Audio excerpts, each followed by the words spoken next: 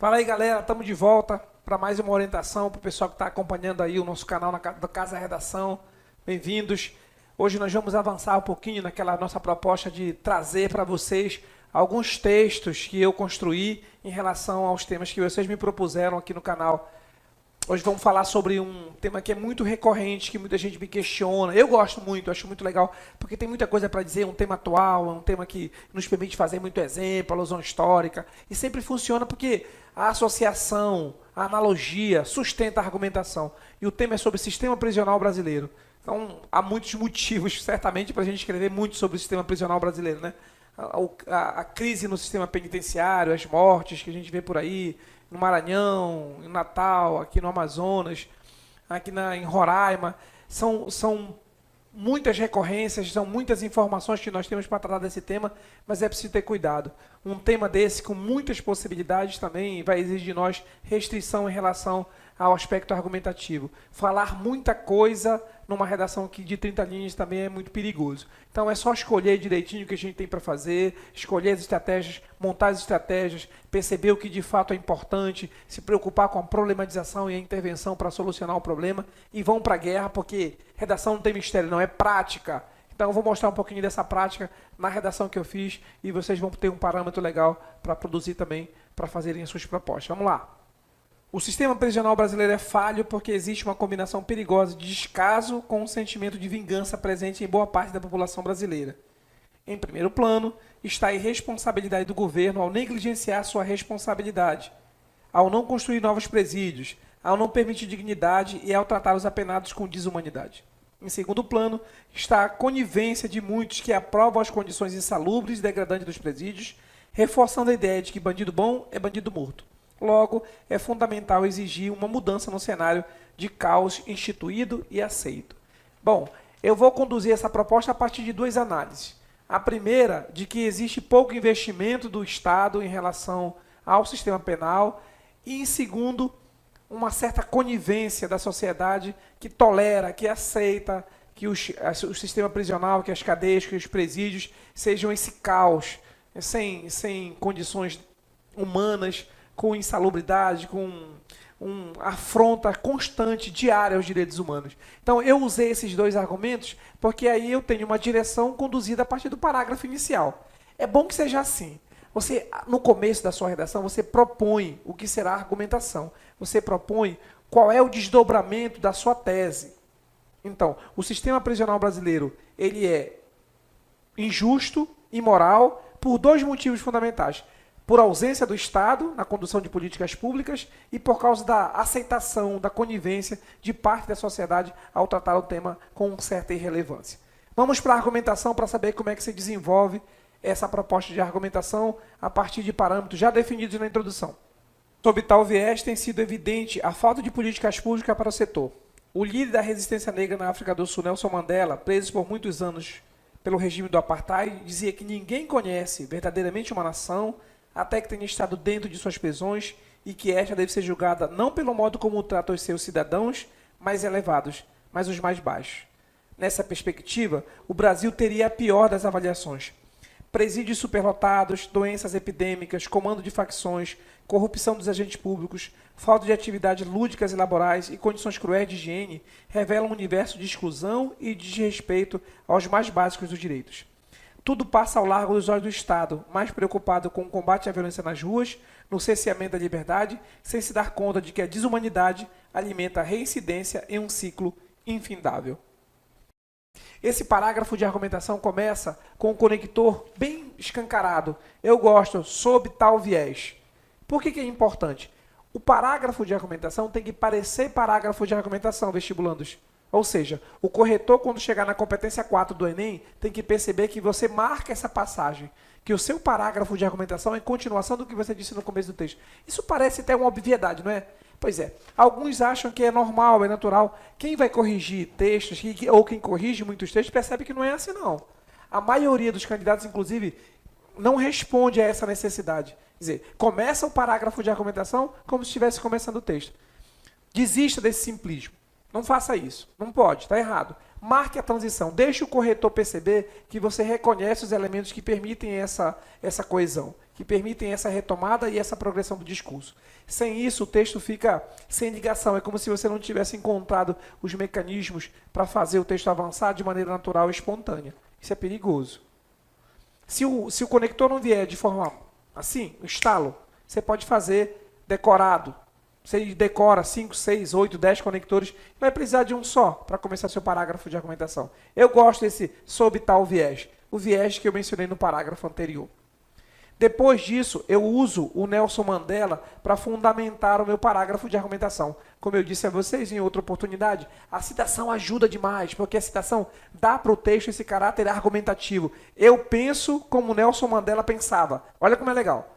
O Nelson Mandela pensa como eu penso. Ah, isso é legal.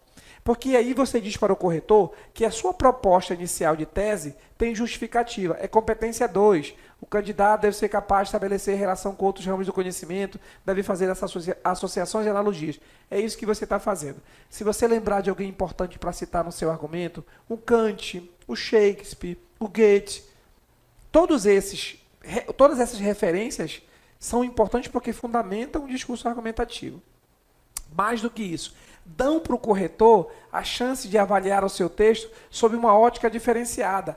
Quem, eu insisto, quem dos seus concorrentes usaria o Nelson Mandela, o Goethe, o Gandhi, o Schopenhauer no seu discurso? Só os bons, só os que passam. A maioria opta por um discurso mais seco. Você não. Você tem alternativas. Use as suas alternativas intertextuais para dar profundidade e para verticalizar sua argumentação. Também contribui para o drama o fato de existir certa resignação de boa parte dos brasileiros. De certo, assustado com o crescimento da violência, muitos têm a expectativa de que os presídios se constituam em ambientes de punição e expiação para o criminoso. A manutenção deste sentimento comum nas sociedades antigas e atuais se agrava pelo crescimento da criminalidade, principalmente quando as estatísticas dos crimes apontam vítimas nas camadas mais abastadas da população. Parece não existir um interesse em atender os direitos e garantir os apenados, mas em mantê-los exclusos. Tal percepção vê desde o século XIX, época em que era comum que os crimes fossem cometidos por negros pobres, ignorantes e esquecidos pelo poder público. Assim, existia um reclame da sociedade branca e segregadora por mais rigor na punição, sem direito ou privilégios. O filósofo francês Foucault alertou que as prisões não diminuem a taxa de criminalidade, pode-se aumentá-las, multiplicá-las ou transformá-las. Gosto muito desse parágrafo de argumentação por dois motivos. Além, evidentemente, da necessidade de fazer retomada do parágrafo anterior, quando eu digo também contribui para o drama, repare como a minha preocupação em estabelecer o intertexto se faz de duas formas. Primeiro, eu faço alusão histórica. Vou lá atrás, no século XIX isso acontecia de um outro jeito e se mantém nos dias de hoje. Essa comparação entre épocas distintas também está definida em edital. Você tem que seguir. Outra referência, eu falo do filósofo Foucault. De novo, quem dos seus concorrentes vai citar o Foucault? Quantos bons candidatos citam Foucault? Só os que passam, só os que sabem as suas obrigações com o parágrafo de argumentação. Essa citação pode aparecer na introdução ou pode aparecer na conclusão. Mas é legal que apareça no argumento, porque diz ao corretor qual é a sua intenção discursiva, qual é a sua proposta de redação. Isso é avaliado de uma forma diferente, porque se sabe que ali há um candidato capaz de fazer essas associações tão importantes. Essas associações, elas não dizem respeito somente ao texto, ela extrapola o limite do texto. É o link de que eu tanto falo. É o link, é clicar em cima e abrir uma outra página. Isso faz uma diferença absurda nesse meião da redação que vai de 600 pontos. A coerência, a coesão, a profundidade argumentativa são fundamentais para o seu projeto de vida. Muito cuidado nesses dois parágrafos de argumentação. Diante do exposto, é fundamental que o governo busque mecanismos para mudar o panorama. A construção de novos presídios, a melhoria no salário dos agentes, a implantação de bibliotecas, discursos profissionalizantes, com o apoio do SENAC, SENAI, SENAR, bem como a fiscalização sistemática da OAB e da Anistia Internacional, contribuirão para permitir uma mudança e a garantia de direitos fundamentais da pessoa humana. Também será importante a atuação de outras entidades, como a pastoral carcerária, as igrejas, as ONGs de trabalhos médicos, jurídicos e culturais, com a missão de oferecer acolhimento afetivo, psicológico e de outras demandas físicas e morais em forma de mutirão e espetáculos teatrais, com o fito de permitir que os presos encontrem motivos para cumprir sua pena, na certeza de encontrar fora dos muros uma sociedade disposta a garantir-lhe uma segunda chance. Esse parágrafo de conclusão é o jeito do Enem, a cara do Enem. Tem todas as características próprias de um parágrafo de conclusão do Enem.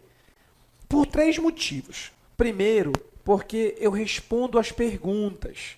As perguntas que estão sugeridas implicitamente na proposta do edital. Quem é que vai resolver o problema? Problemas têm que ser resolvidos como? De maneira funcional, de maneira exequível. E com que finalidade? Segundo, porque eu estou preocupado em fazer do meu parágrafo de conclusão uma continuação do parágrafo de argumentação.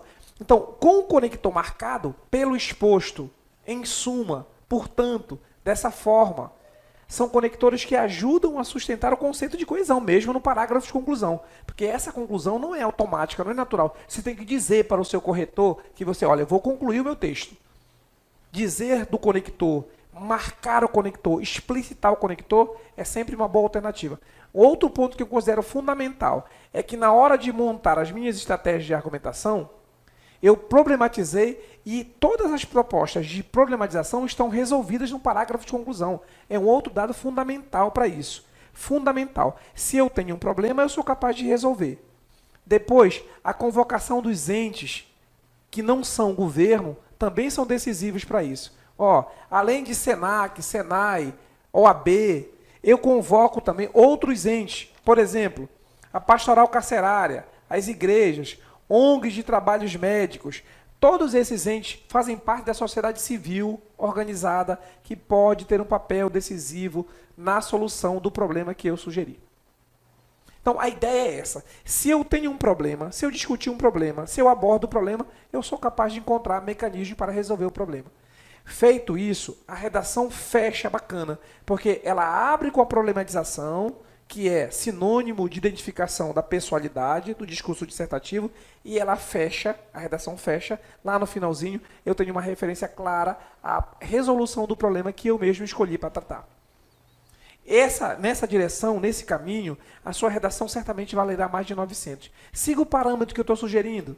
Siga o nosso canal, siga o nosso Instagram, e você vai perceber que fazer redação não tem mistério nenhum. Casa da Redação vai ajudar você, com toda certeza, a conseguir uma vaga na universidade por causa da redação. Até a próxima. Dê uma olhadinha nos exemplos que eu dei, dê uma olhadinha nos textos que eu estou postando e vejam como fazer redação. Não tem mistério, depende só de prática. Um abraço, até a próxima.